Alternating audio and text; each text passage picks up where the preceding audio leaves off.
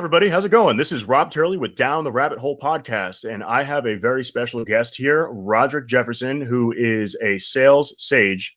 Remember that term, sales sage. This guy's a legend, and he is one of the first people to actually coin the term sales enablement. So sales enablement 3.0 is what he's all about, and I'm all about this guy too. He's got some really fantastic ideas, and I'm excited that you're here, Roderick. Please introduce yourself.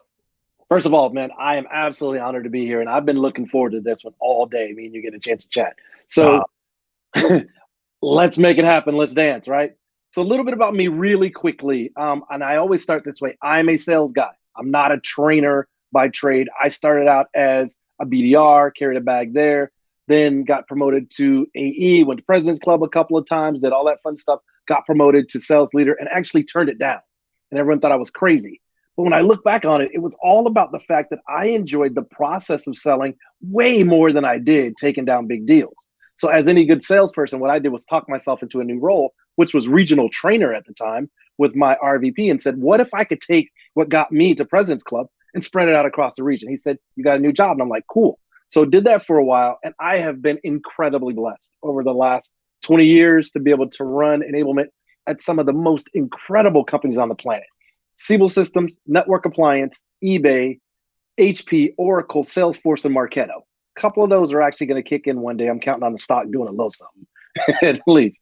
And then about 3 years ago, I decided to start my own consulting. So Roderick Jefferson and Associates, we focus on sales coaching and sales enablement, as well as some keynote speaking and things of that sort. And the reason I did it is I was working with all of these SMB mid-market level companies and realized that if I asked 10 people what sales enablement was, I got 12 answers, which really frustrated me considering, being the guy that created that nomenclature of sales enablement. I was like, we got to get some consistency. Now, fast forward, we actually started the Sales Enablement Society. And the goal there was actually to do for sales enablement what PMI did for project management.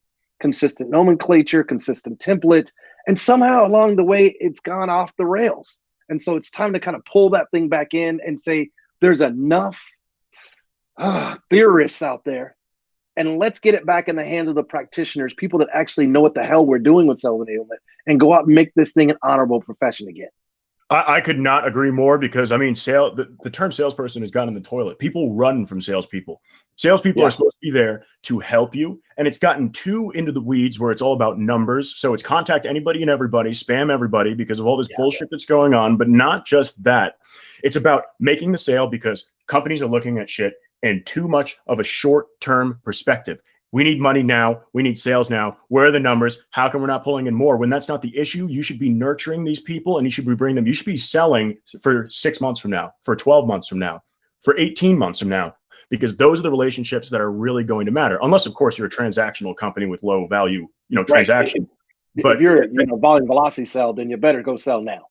Right, exactly. So it's too focused on the short term, and what that's doing is that it's making salespeople forceful, or they're selling people who are not qualified to sell to, where they've gone over the pain.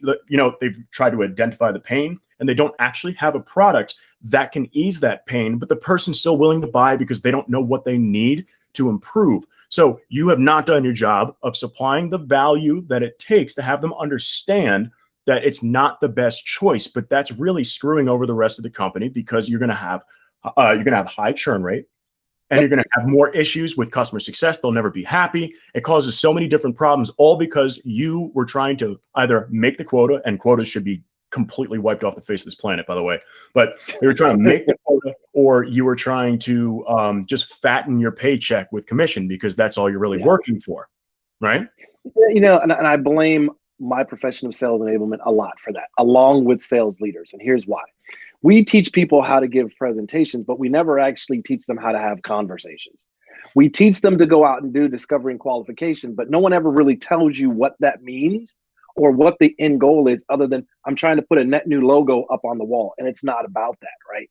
And more importantly, here's how I came up with sales enablement. I believe that you train animals and you enable people. So with that in mind, when my sales leader said, hey, we don't have folks that can actually do disco and qual well, so we're not being able to close deals in our pipelines, like, what did they say? Throw training at it. Then they come back and say, we don't know how to do discovery and qualification, so we're winding up dropping our shorts and giving away discounts. Oh, let's throw training at it.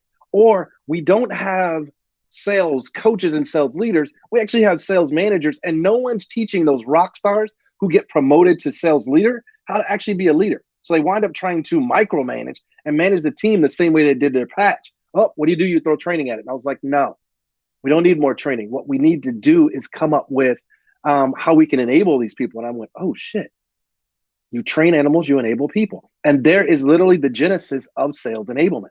And it's grown into a whole different world that I could never even think in my wildest dreams it would turn into. Yeah, I mean, seriously, it's been ridiculous where it's headed. And I love what you said about the manager turning into the leader. They're not trained to actually be a leader. A manager manages people. They make sure things get executed and things are done. Quotas are met, and just menial tasks have been up to snuff with what is expected of that team. A leader leads, and they know when to step down and follow to help bring people up. The issue with a lot of sales leadership is that it was a top performer. They put them into a management position, and all they're trying to do is outclose everybody else so nobody takes their job, and so that they're overperforming in comparison. Or they're trying to look like they're the super closer, and they're trying to show the new kid, this is how you do it. And that's why we have so many sales managers and so few coaches and leaders. The old school salty dogs are like, this is how you're supposed to do it. And you know as well as I do, what's important to my leader is imperative to me. And just like when we were kids, we didn't watch what our parents said. We watched what they did. The same thing happens in the sales world. And you wonder why we've got these folks that are out here micromanaging, and you've got high churn and turnover. It's because you're doing the same shit to them that was done to you. And oh, by the way, the sellers now doesn't play that well. The other thing that they're doing is, look, when I was coming up the ranks in sales, you could put a 30-minute voiceover PowerPoint and I'd sit there and watch it. Not going to happen. So I've come up with something I call knowledge bites. You will listen to 5-6 minute podcasts, but you're not going to watch a 30-minute anything. One, you're not going to be chained to your desk or to your phone. And second, if I'm going out and about pre-COVID, I'm going to the gym, if I'm moving around, or if I'm just kicking back, I'm going to listen to a podcast, right? And especially if it's a knowledge bite about that one subject that I need some help on, or that I've been having a problem with, or that I'm interested in. I'm going to dig into that, but I'm not going to sit for 30 minutes. It's true. It's true. I mean, that kind of pours over into sales. You know, the thing that I hate more than anything is when I get into a meeting and they just throw up their screen share and they put a presentation of like, okay, here's the agenda. This is how it's going to go. Excuse me, who's buying from who right now? Exactly. You're telling me how it's going to go? How about if you ask me some questions to figure out what matters to me? The way I want to buy, which is different from any way that anybody else has bought, or it's similar to someone else, but not anything that you want. Your agenda, there should be no agendas. It's not an agenda. What it is that there's specific points, milestones of the conversation of where you want it to be. So it's not based off of goal setting. Goal setting is stupid because goals should be something that are absolutely ridiculous and out there. Yet these are objectives. These are milestones. Yeah. I like to call it. So like good friend of mine, Marcus Kauke. I love Marcus. Sales guy. Yeah. So I talk to him like literally every day. Absolutely rock star. He says all the time it should be behavioral based objectives. That's where you want to be. So you want to improve behaviors to get there. So what do you have to do to get this person to start moving the way that you need them to persuade them or to help them through the process so that you can get them in a place where they're open to talking about their issues, listening, and then putting it back out there so that it is in the order in which they told you, it's touching all of the points, and it's listening to them and giving them a response with a proposed solution so that they can see what it is that you could do for them. And so that you can discover what you can do for them or how you need to speak to them to give them the idea and the objective of bringing them an ultimate value. Yep. There's a novel idea. Listen, learn, then lead instead of trying to jump in, right? And I think I love my threes. So I'll give you 3 things I think that can help fix this problem. First and foremost, sales enablement practitioners, start teaching people how to actually have conversations and not give presentations, that old show up and throw up that you were talking about. Secondly, don't tell. Exactly. Secondly, we've done I'd say we've done a very good job of getting people through discovery and qualification and understanding what the pain is, or in some cases, highlighting that pain. But we stop short of what's really important. Now that you've diagnosed the pain, you've got to give them a solution. And your solution is literally not a product. It's literally the experience of being able to work with you. And that solution comes in three ways. It's either oh my God, thank you. Yes. it comes in three ways. Either it's Tylenol, it's Vicodin, or it's amputation or extraction. But you got to get to that point, and you take them right there and go, oh my God, I've got a terrible toothache. Okay, great. We know you have a toothache. Are you going to tell me how to get rid of this? Is it a shot? Is it an aspirin? Or are you going to have to yank this thing out? That's where we stop short as salespeople, because we're afraid to take that next step to say, this may be an unpopular conversation. The hell with that. They're looking at you to lead. So you've done your listen, you've done your learn. You got to hit that third L is lead, and you got to get them to that next level. The third thing that we've got to start doing is teaching people to help instead of sell. Yeah, I know we all have sales in our title, and it keeps the lights on, right? But at the same time, if I'm looking at helping you, this means one thing. It means the hell with my sales process, my sales stages, my sales methodology, my sales motion. Throw them out of the window. Go back and revert to the one thing that matters, the buyer's journey. What does their buyer journey look like? Who's included in it? What is the incentive to drive buying? And then where can I fit all those other sales motions into the buyer's journey? When you flip that thing, your close rate will go through the roof. Yep. And it's like you're saying it is absolutely experiential. It's all experiential. Absolutely. Experiential sales are it. I mean, why do you think that the B2C companies hit it off so well with the people that are in there? You know, think about this. When you walk into an Apple store, you feel the difference. So it's an experience. Do you need help? You sit down across from the person at the table. They ask you about how is this going for you? Like, okay, what do you need? So they listen to you and then they say, well, what do you need that for? What are you doing? Oh, fantastic. So if you're doing that, well, you're going to need something like this. And I would recommend this, this, and this. And that's why this would be good for you. So it's a whole experience. So you're learning what you need when you don't have all the information on knowing what you need about it. When you buy a new piece of technology, do you know what the hell it does half the time? And when I say you, I mean 95% of people have no idea what's actually going on with it or what they really need. That consultation is literally why you go there. And here's why. Apple does not sell products. Apple does not sell solutions. Apple sells the experience of working with them, because they listen to you and they go, oh, okay, we've heard this before. Now, before we go and talk about these things, and they don't say this product, these things, help me understand where your level is of experience with this. Are you a beginner? Are you at the midpoint? Or would you consider yourself an expert? What have they done? One, they've given you 3 options. But more importantly, what they've said is, help me understand how to talk to you in your language. And then they go into explaining what's going on.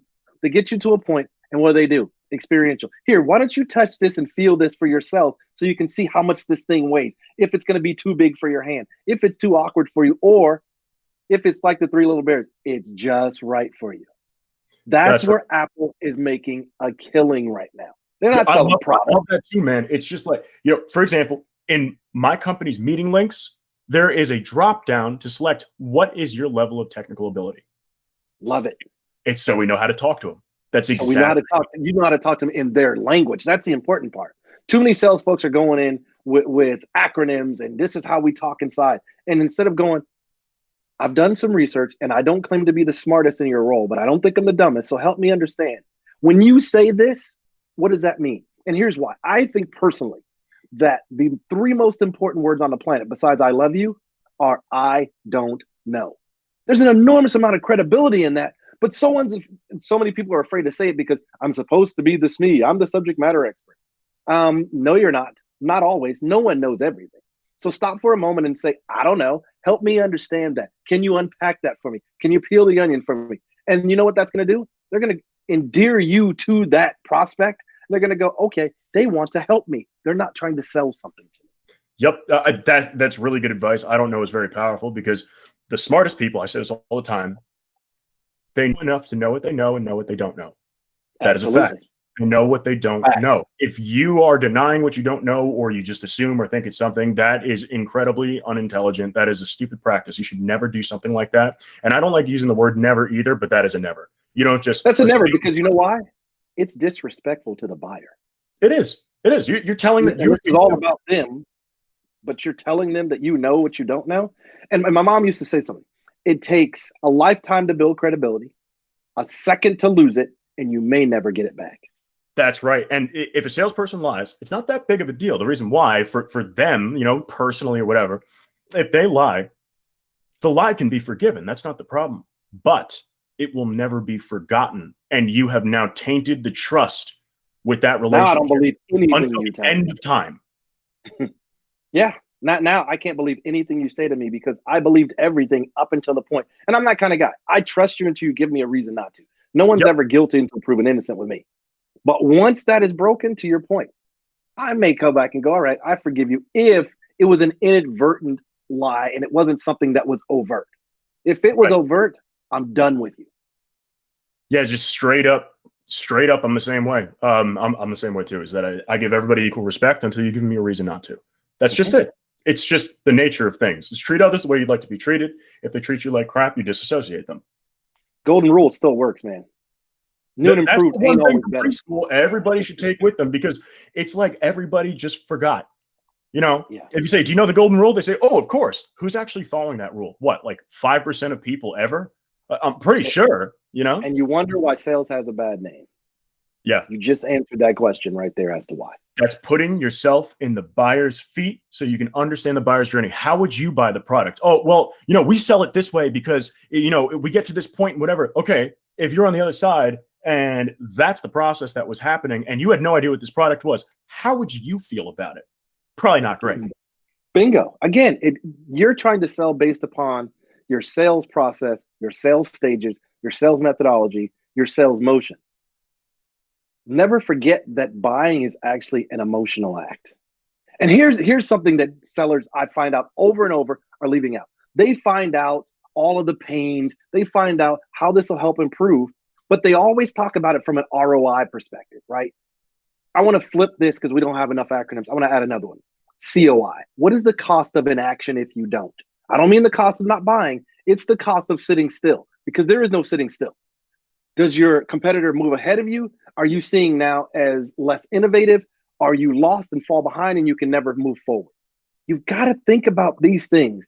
And something else all the time I see when I'm talking with sales folks or I'm listening to them is they ask every question under the sun related to the company.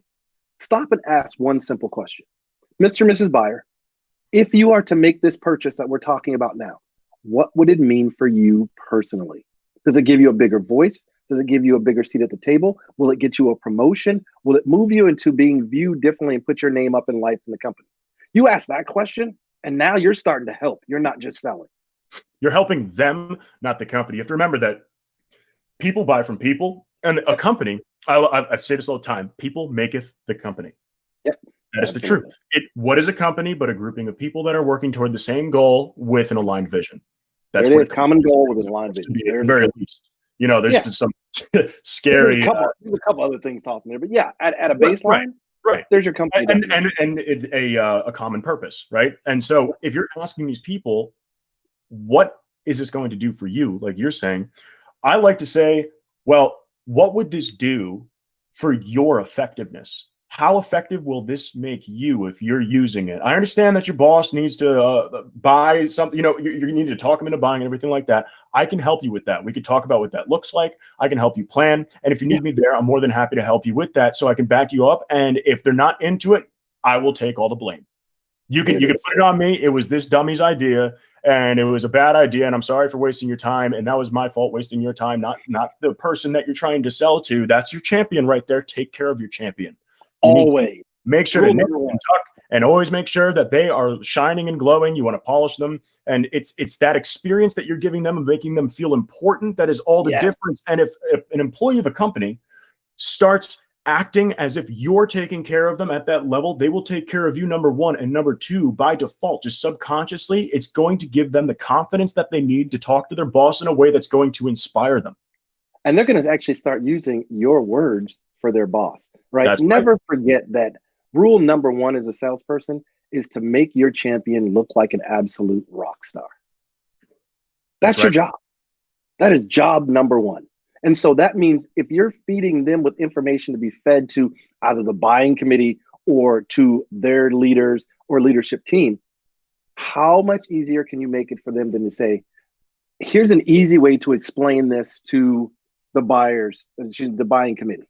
Now, when you're talking to your leader, don't say that. Say it this way because this is what will resonate with them.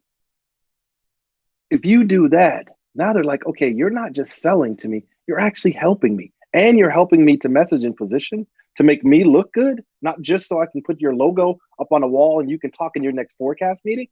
We all know that the end goal is to close the sale. It's not about just closing a sale. It's not the closed sale is literally the beginning of a relationship. It opens at the close. That's it. The relationship opens at the close. Otherwise, it's just a rapport. Otherwise, really it's a series of conversations. Mm-hmm. That's all it is. Once it closes, now you've got a relationship established. Because what you've said is there's mutual equitability here. We trust each other. And now we're going to move forward together. Until then, you're just having conversations. That's right. That's right. And I mean, you could befriend them and everything, but it's not really a relationship. I mean, you can have a personal relationship, but that's different from a business relationship. Once that DocuSign or that pen consummates it, now you have a relationship. Right. I do want to get into as well with what you're talking about, talking to the right person. I want to define, because with the nature of the work that I do, we found that, people always go, I need to talk to the right person. Who's going to buy this now? I need to talk to the buyer.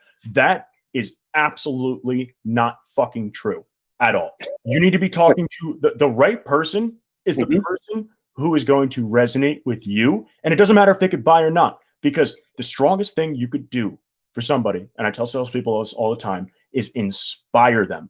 If you get that emotional reaction, inspiration and direction, and the feeling of something that feeling where you're about to explode, of just like, this is the thing to do, and it's just the inspiration behind it is the most powerful thing that you can give to somebody, and that's what they need. Because you know how much easier it is to have someone inside of the company, sure, they may be low on the totem pole, but someone in the company selling to the person you want to sell to? Or would you rather sell to the person? Who are they going to trust? Their employee?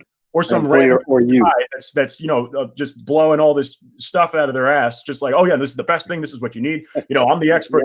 What about their employee telling them the same story and then bringing them to you? But the idea is that you do need to hook that conversation to happen. Do you have access to the calendar? There's ways to get to that and everything. But if you have not put a strong and long enough lasting impression on that person, it's not going to be successful. I want to double click on what you just said, because I want to make sure people really are hearing this. And that is, sales is focused on tying the emotion of change to the emotions and the person involved, right? So remember, sales isn't always about giving the right answers, but more about asking the right questions. That really starts in that disco and qual period, and ask questions that will literally get you the answers to help your prospect, not just move the sale forward. And helping the prospect is often helping somebody that works there, where they get some sort of result or value of it.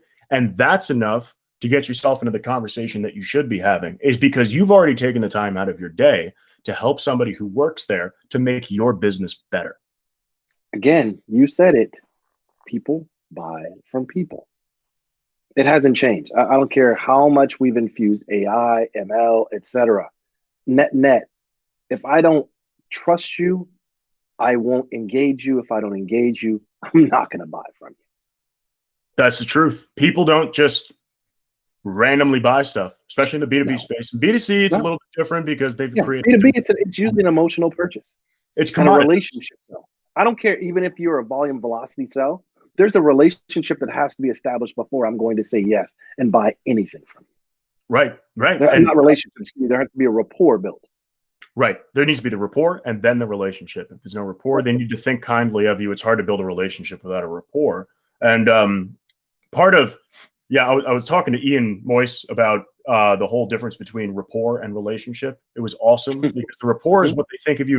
If I were to walk up to you on the side of the street in ratty clothes and say, "Hey, could I see your cell phone real quick?" You're not going to give it to me. But if you're dressed well and you say, "Excuse me, you mind if I use your phone for a second because mine's dead, or it's I don't have mine with me."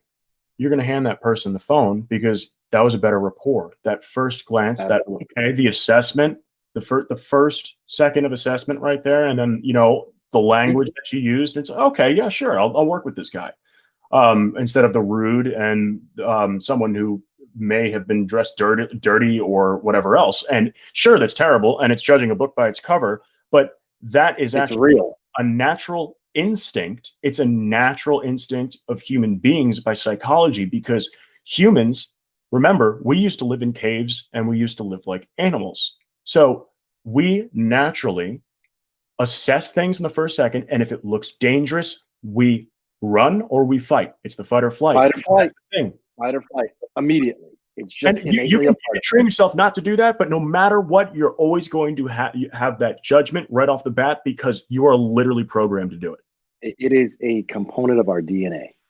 Yep, literally. It's simple as that. Yeah, I agree with you 100%. Yeah, and so I was talking to Sean Storms too, and the reason sales organizations exist is because demand and value doesn't. Those are his words.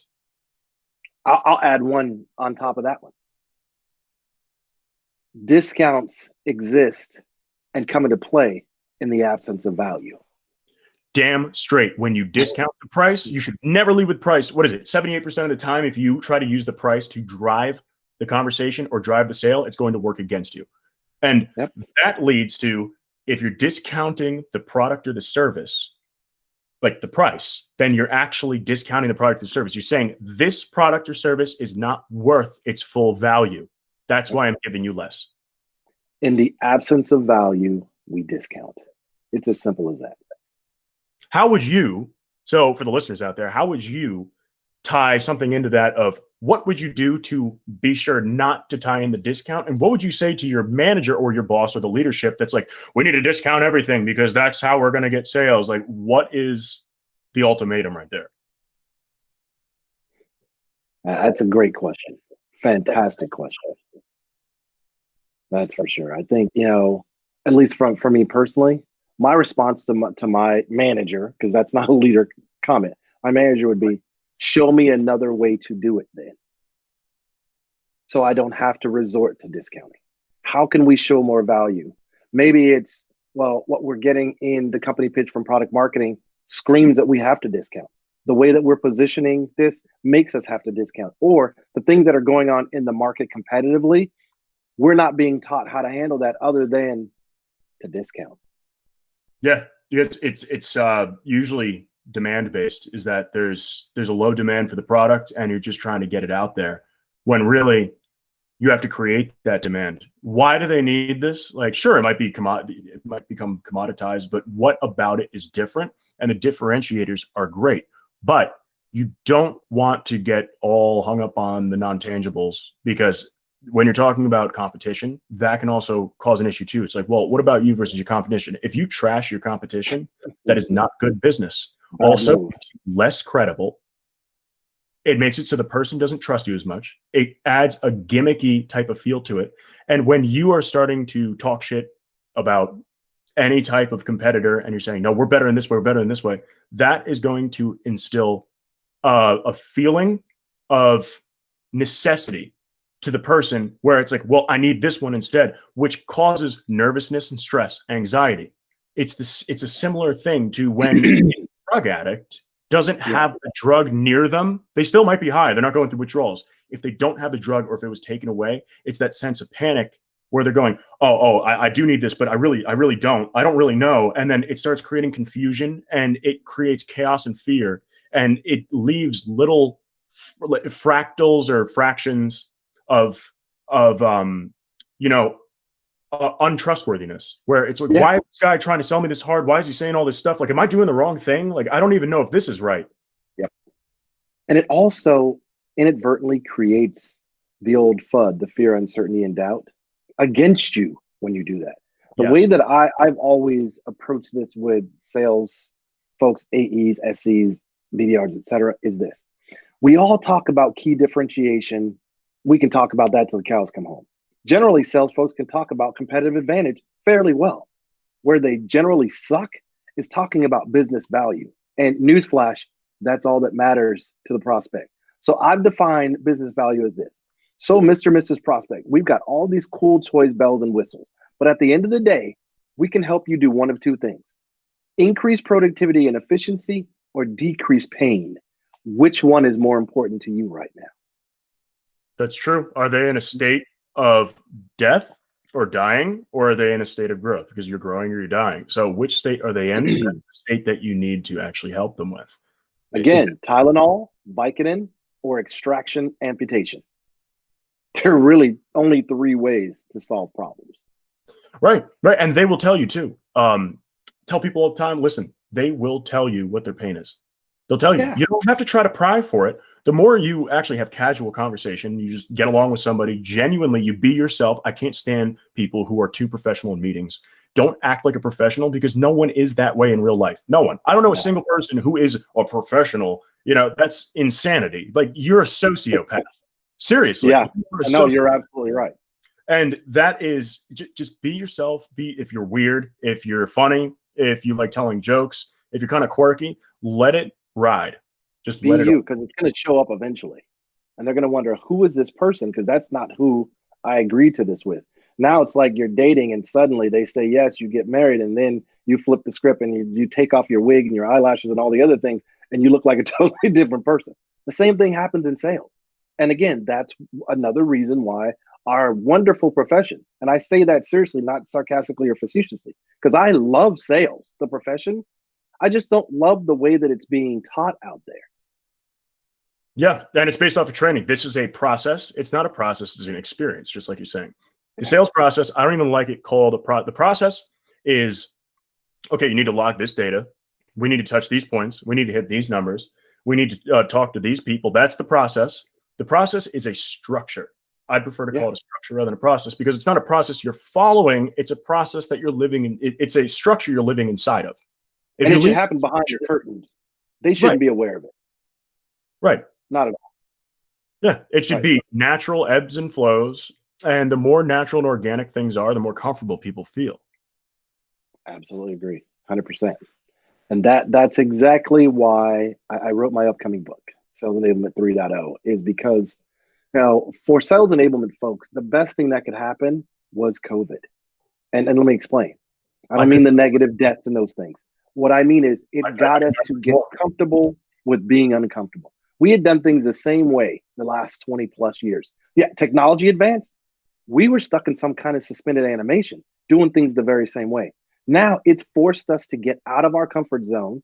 It's forced us to go back and actually meet with, and I don't call them stakeholders, our internal customers, to find out what matters to them and how we can help them differently now in this remote environment than before. You can't sit across from someone right now. And more importantly, we're inviting people into our homes during these meetings. So now you have to show the real you. You've got to be genuine. You've got to be authentic. You've got to have conversations.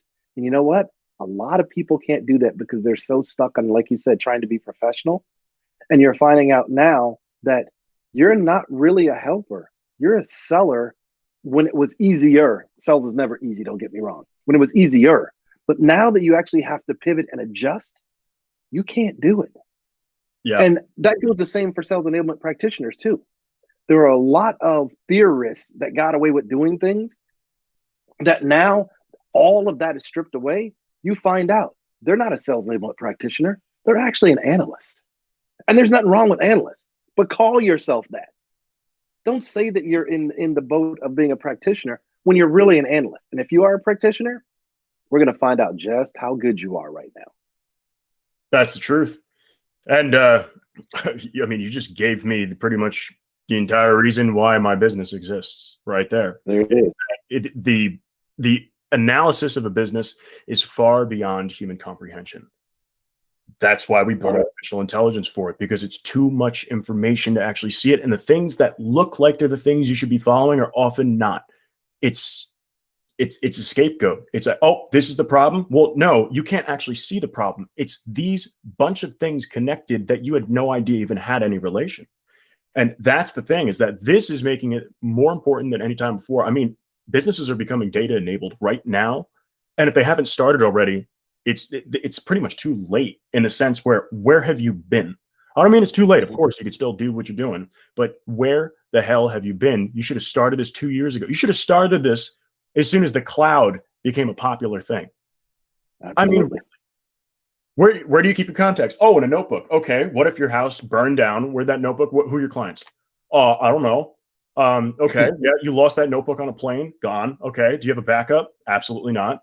Okay. So if you were to get fired from the company and the company had to continue going, and you didn't want to be a complete asshole about it and take away the company's success and progress that you've brought them, that they've been paying you for, and who's going to get that notebook from you? Who's going to be able to pick up where you left off? Who's going to even understand the way that you log all that stuff? It's nearly impossible to pick up where someone left off. So it's harder to move forward. And if you lose any of that stuff, God forbid, what are you going to do? We back up our phones, we back up our laptops for the same reason that we have automation in place, CRMs, et cetera. I'll call them sales enablement platforms. And when you don't have that, you're the old adage, you're not planning to fail, but by not, you fail to plan, you're going to plan to fail. And that's happening out there. We've got to stop that. There are better ways to do this. The whole, I've got to go and put in 72 hours a day. No, you don't. Work smarter, not harder. And you know what? There are ways to still be successful without burning yourself out. It's true. If you're working hard, you're not doing it the right way. Because work's not hard. It's only hard if you make it hard for yourself. It's not. It's just Agreed. Work. And it's just work when you don't have passion for it. If you don't have passion for it, why are you working on it? So if you're 100%. working hard and you're not passionate about it, every day of your life is the most miserable day. You can't stand waking up. You don't even want to go to work in the morning. You have a problem, and you need to get out of there as fast as possible, or figure yourself out, because you're not in the right line of business. If a salesperson, I love this, is that I've talked to salespeople and gotten them to open up more, and they're just, they're like, oh, you know what? I hate people. I don't want to talk to these people or whatever. I just do the job.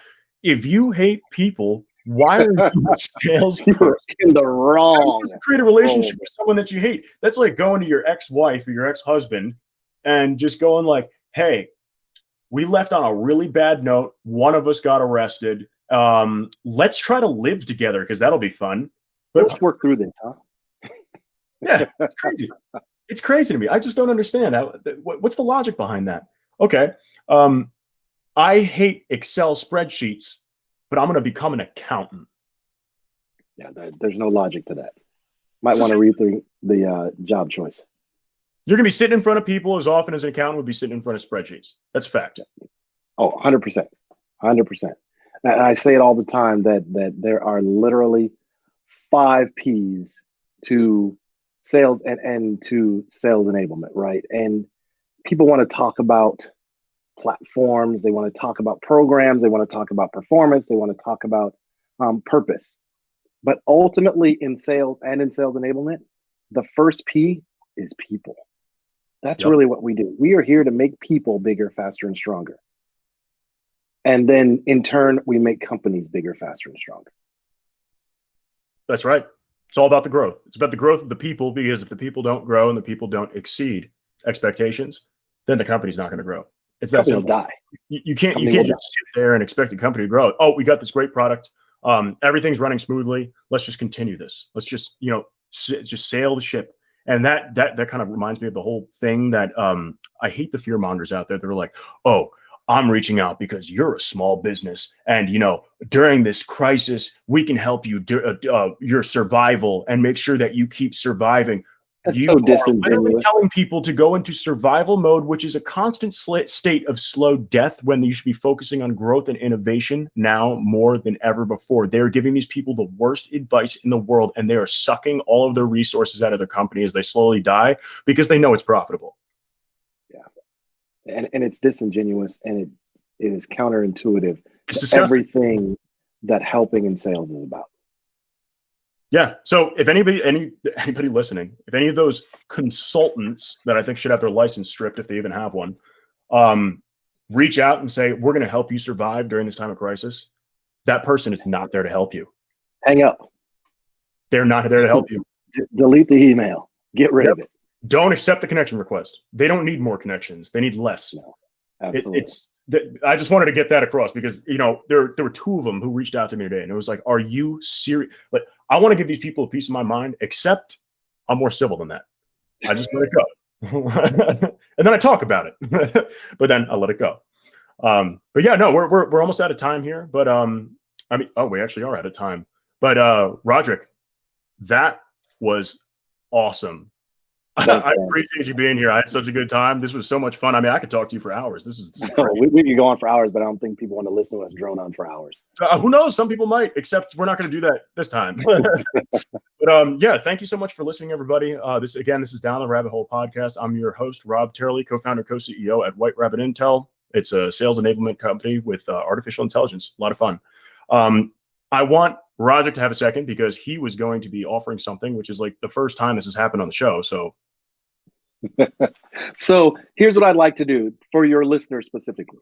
I've got my book coming out, Sales Enablement 3.0. If you'd like to get the book, send me an email at info@roderickjefferson.com, RODERICK, Jefferson.com, just like the president.